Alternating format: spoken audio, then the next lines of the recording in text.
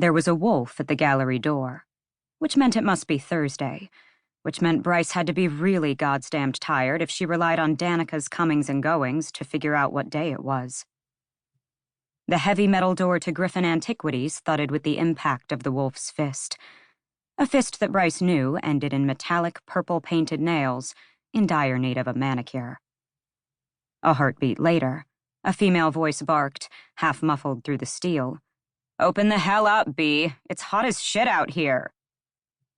Seated at the desk in the modest gallery showroom, Bryce smirked and pulled up the front door's video feed. Tucking a strand of her wine-red hair behind a pointed ear, she asked into the intercom, "Why are you covered in dirt? You look like you've been rootling through the garbage." "What the fuck does rootling mean?" Danica hopped from foot to foot, sweat gleaming on her brow. She wiped at it with a filthy hand, smearing the black liquid splattered there. "You'd know if you ever picked up a book, Danica." Glad for the break in what had been a morning of tedious research, Bryce smiled as she rose from the desk.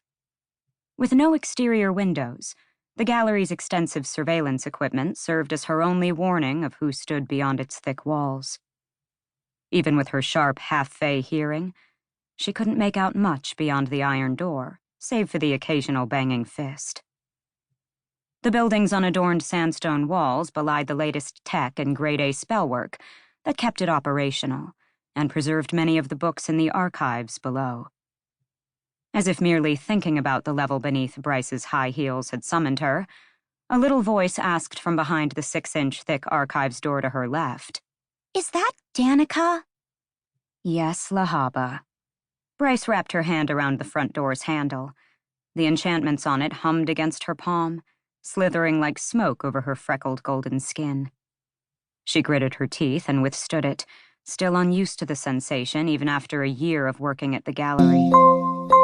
From the other side of the deceptively simple metal door to the archives, Lahaba warned, "Jessica doesn't like her in here."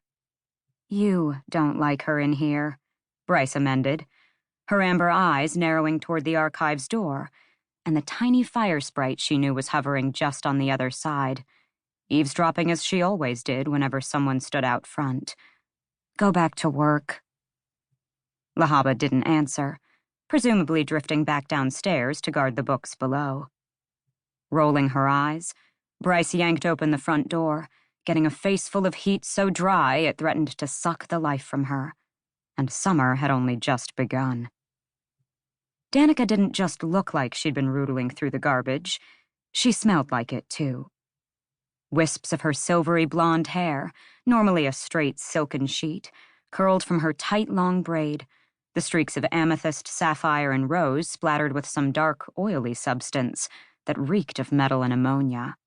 "Took you long enough," Danica groused, and swaggered into the gallery, the sword strapped at her back bobbing with each step.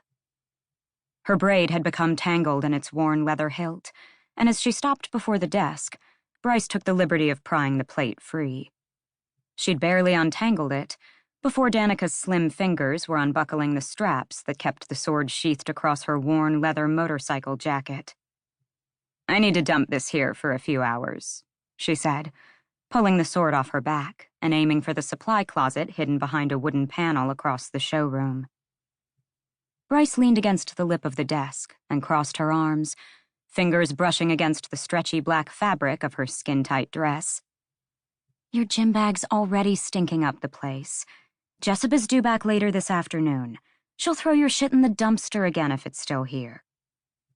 It was the mildest hell Jessica Roga could unleash if provoked.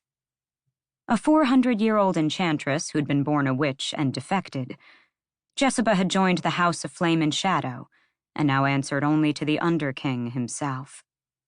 Flame and Shadow suited her well. She possessed an arsenal of spells to rival any sorcerer or necromancer in the darkest of the houses. She'd been known to change people into animals when irritated enough. Bryce had never dared ask if the small animals in the dozen tanks and terrariums had always been animals.